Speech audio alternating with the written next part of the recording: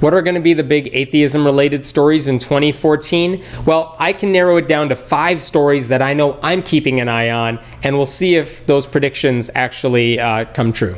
Number 5, you will see what will become of the atheist church movement. And I think that's a significant thing. You saw in 2013 all of these quote-unquote atheist congregations form, or local communities where atheists gather to hear inspirational stories and sing songs and just gather with families and friends. But the big question that I have is that just going to be a one-time thing? Like you met once and you got the publicity and now it's done? Or will that momentum carry on into the next year? And I don't think we know the answer to that yet. I think it's way too early to tell right now. But next year we'll find out whether all of these dozens and maybe even hundreds of groups, will they stick around or will they just disappear completely?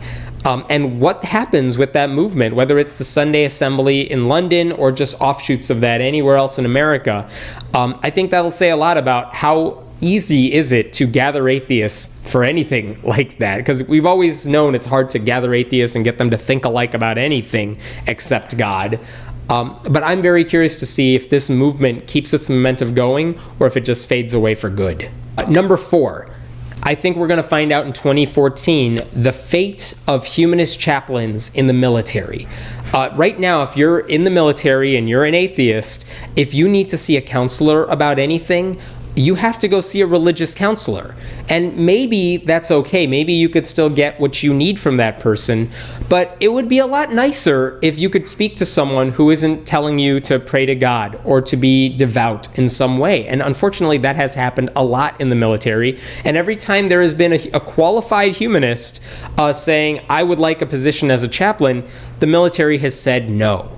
And even when Congress tried to get involved and say we should allow military chaplains, it got voted down last year, in 2013 rather. So we will find out this year, I hope, if we can get some humanist chaplains in the military and whether they get approved and they get the same, not just respect, but they get the same military treatment as all the other chaplains get. And it really boggles my mind because, yes, the military is mostly made up of Christians, but the chaplaincy is overwhelmingly made up of Christians. But there are military chaplains for other small religious groups.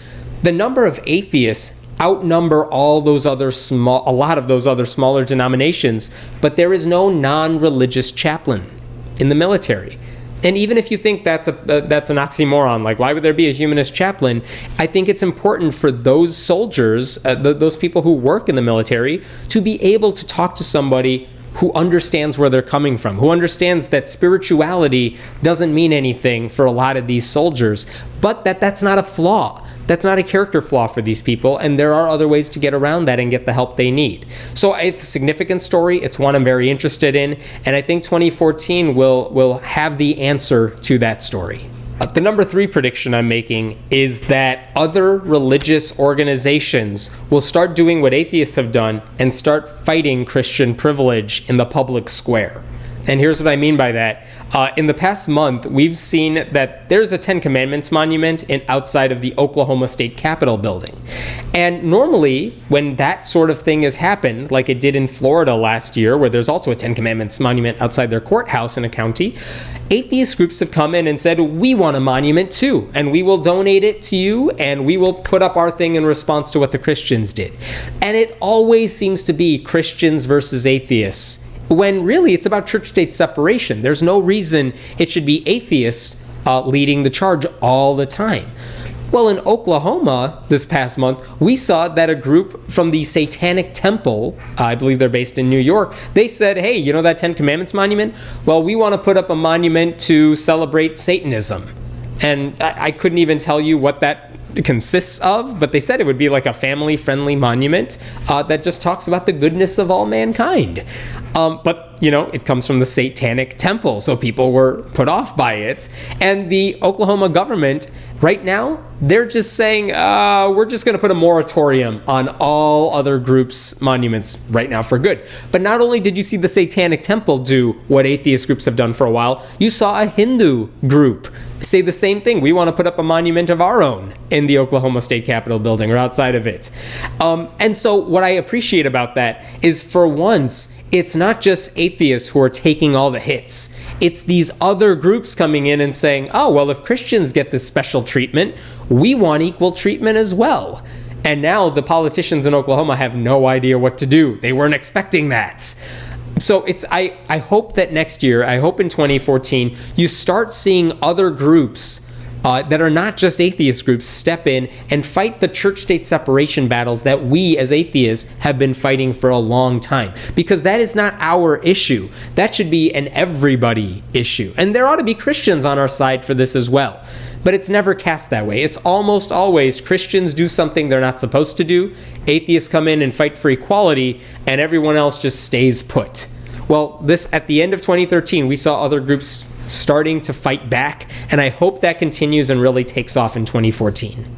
The number 2 story that I think will be huge in 2014 is this question of what will the religious makeup of Congress be after the midterm elections. A few years ago, we had Pete Stark, a Democrat from California, say that, yes, he was a Unitarian, but he didn't believe in God. He was a non-theistic member of Congress, even though he labeled himself as a Unitarian, which allows for that. And he has been, in the modern era, like the only openly atheist politician that we know. And this year, in 2012, Kyrsten Sinema, a Democrat from Arizona, got elected, and we thought she was an atheist. She's the only unaffiliated member of Congress right now after Pete Stark got defeated. But she won't say she's an atheist. She won't come out and say she doesn't believe in God. She declares it pretty much a non-issue. So I think a big story in 2014 is going to be, can an atheist get elected? Will there be an atheist elected anywhere in the country? And even if there are any candidates for office that will be openly atheist and plausible candidates, not just, fringe third-party candidates. I'm always looking for that. I hope that happens. It would be nice to have a Congress that looks a little more like America. And America is 20 to 30% non-religious, depending on which group you're looking at. And right now, less than 1% of Congress is openly non-religious, at least that they don't use a religious label. So it'd be nice for that to change. I don't know that it will, but every 2 years, I get a little more optimistic that we're going to see some more non-religious people run for office and get elected to office. So we'll see if that changes. The number 1 story that I'm going to be looking for in 2014 is that the Supreme Court will decide the case of Greece v. Galloway. And what will happen is we will find out the fate of all of those invocations that occur at things like city council meetings. Will they be allowed at all anywhere in the country? We'll find out. Will they be limited to a certain type of prayer that cannot be Christian? We'll find out. But whatever the Supreme Court decides could have a huge impact on the idea of church-state separation around the country. And if they say it's okay, if they say that a Christian invocation prayer, like an explicitly pro-Jesus invocation prayer, is legal, you're going to start seeing that everywhere around the country. That would be a disaster for all of us, Christians included, I think. So I have hope that the Supreme Court will do the right thing. I know that's a very optimistic thing to say, given the makeup of the court right now. But that decision, no matter which way they go, is going to have a huge impact on the future of church-state separation in our country. So that's, to me, the biggest story right now that's going to be an issue in 2014. I would love to hear what you think the biggest stories of next year are going to be. If you disagree with anything I said, if you think there are some other stories that you're really looking forward to seeing how it's going to play out, leave those in the comments below and we can have that debate. I'd love to hear what you have to say.